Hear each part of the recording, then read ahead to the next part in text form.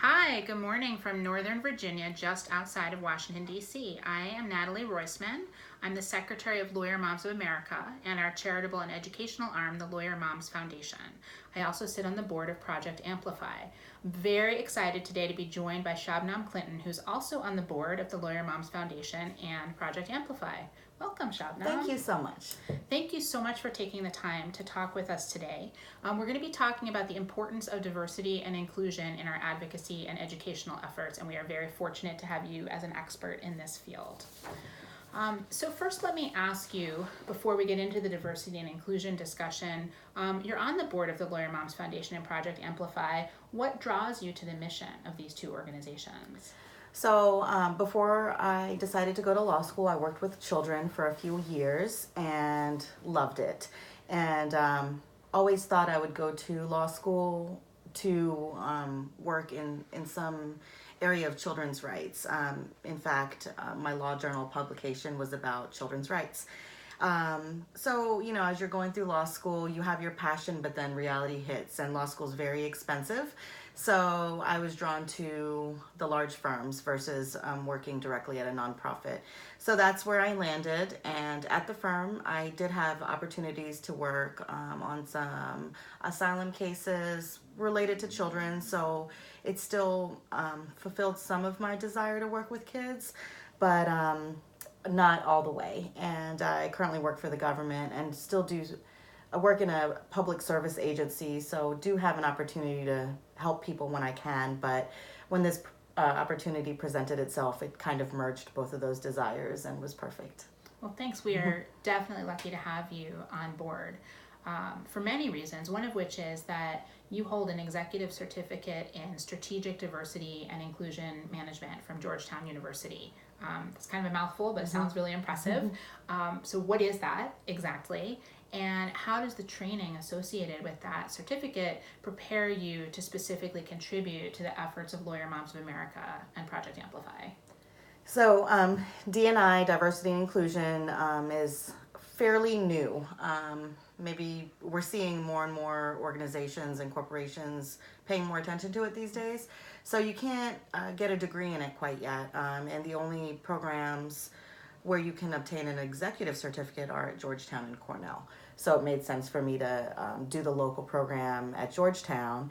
And I think it's important for someone with a D&I background or some sort of education to be involved in corporations, nonprofit organizations, and to have a voice at the table, because way too often we see large corporations putting out marketing materials that can be offensive to marginalized groups. And I think it's just because you don't know what you don't know, and you don't necessarily have someone telling you, no, that's not okay. And sometimes it takes someone who's lived and breathed that feeling of being marginalized to really more easily point it out. But with the training, I think it also helps people to understand how an organization should be reflecting itself and the words they choose.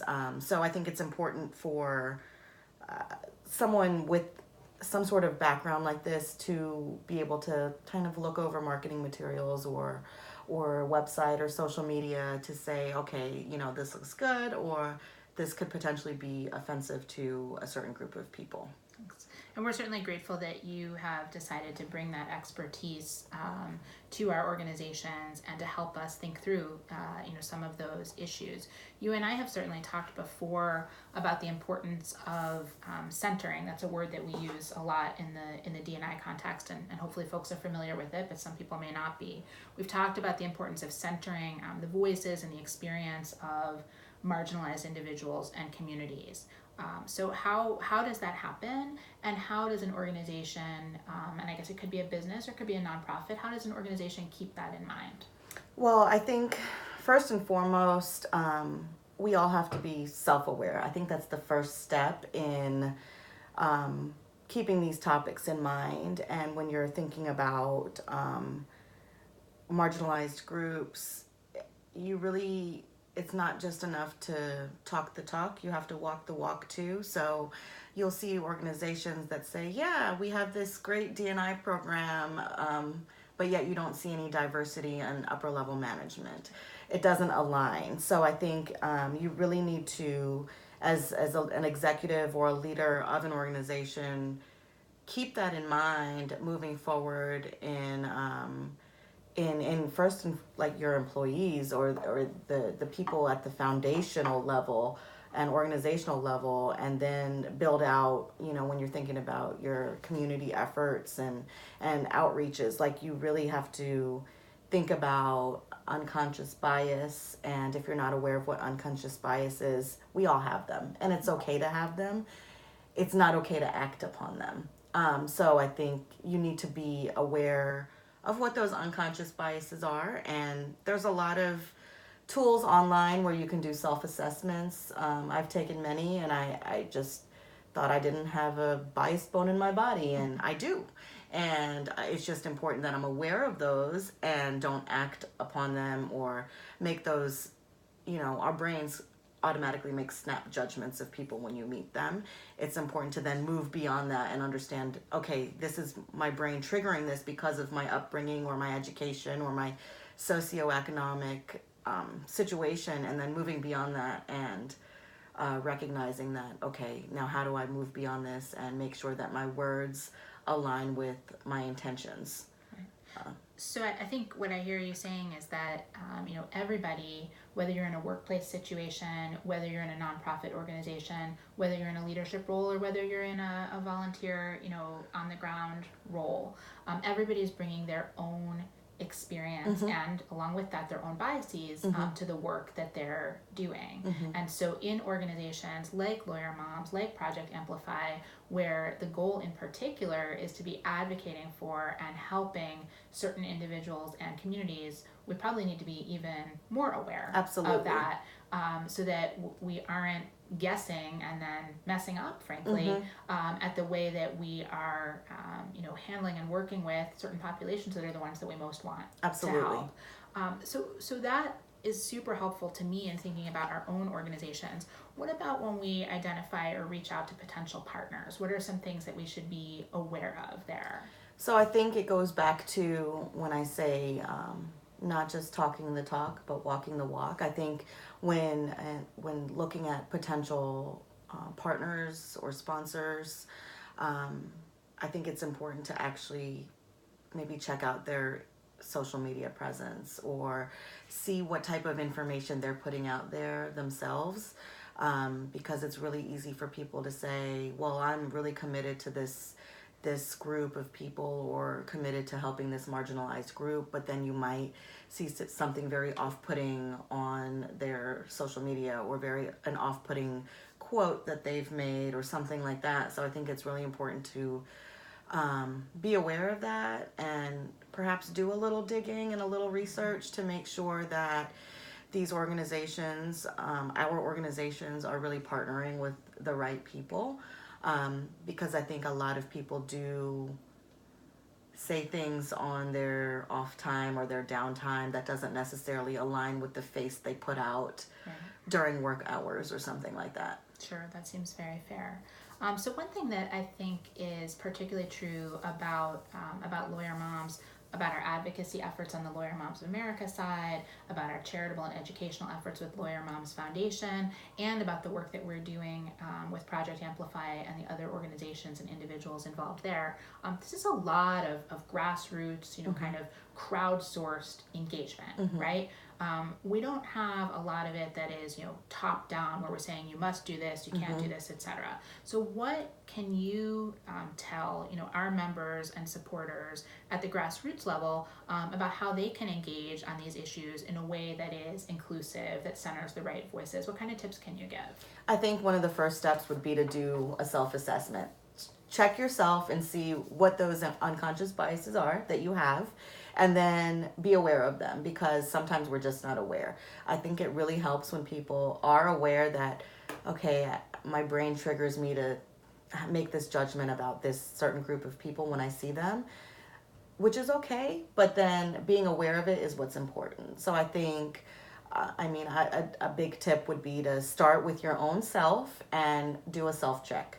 Do a self-assessment, see where your head is at, and then move beyond that. And there's, again, a lot of free tools online where you can take those assessments and then see how you can move beyond that unconscious bias. And that moves to also becoming very self-aware, becoming working on your emotional intelligence and how you speak to people, the tone of voice you use. A lot of the work that goes with Project Amplify is telling these stories of these detained children and making sure that you're very sensitive to those communities that are being affected, and making sure you're not throwing out microaggressions about certain groups of people, which we constantly, unless you're aware of the microaggressions, they kind of just go in one ear and out the other, and you don't really realize how those words, how that one sentence could really hurt someone and affect someone. So I think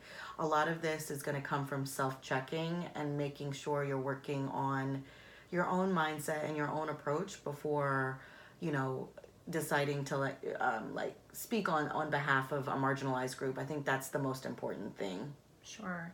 And it sounds like one thing that we also should be keeping in mind is, I know there's so many of us, whose hearts are really breaking when we think about the children who are in detention, who are separated from their parents, who are enduring conditions that are simply inhumane, and that we're embarrassed about, I think, as Americans, and to have that done purportedly in our name is just awful. But there's a difference between having that kind of reaction to say, this is terrible, and maybe it makes me think of, it could be me, it could be my own children. There's a little bit of a difference between that and somebody who has a similar lived experience or who looks similar to the folks to whom this is happening, who has a whole additional level of how they're experiencing that. And people like me need to be aware of that. Absolutely. I mean, there's a fear. I was born and raised in this country, but if somebody looks at me, my race might be ambiguous.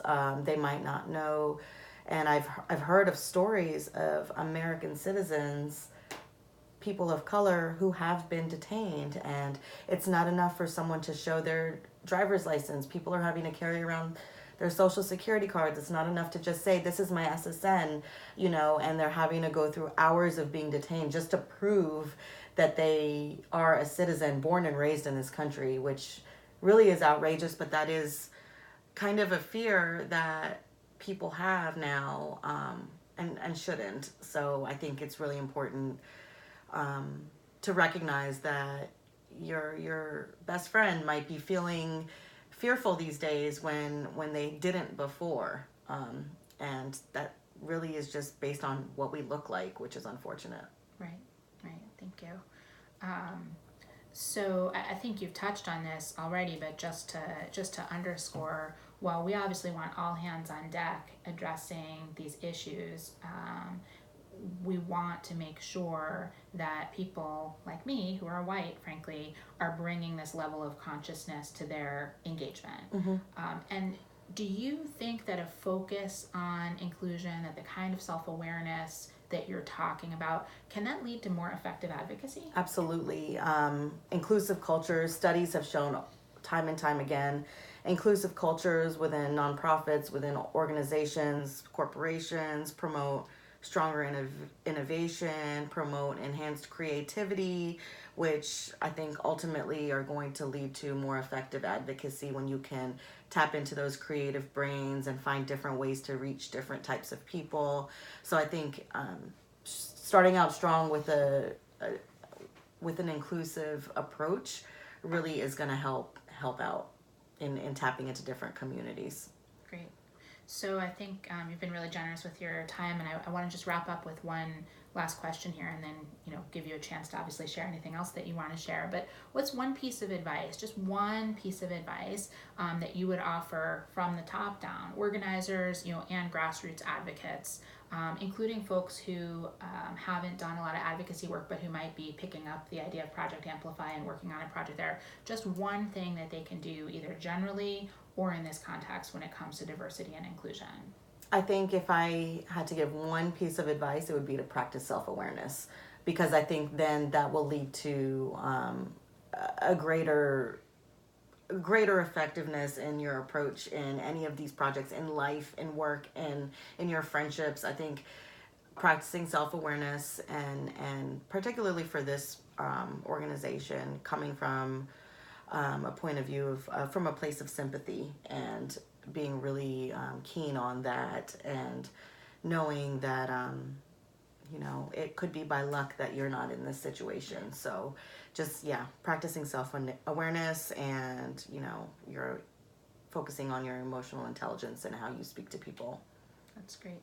Is there anything else that you want to add on these points? No, I mean, so I think be kind. Like that's where all of this is coming from. I think Lawyer Moms Foundation, Project Amplify is coming from a place of kindness and wanting to help people. So continue to do that in all aspects of life and it will become a natural thing.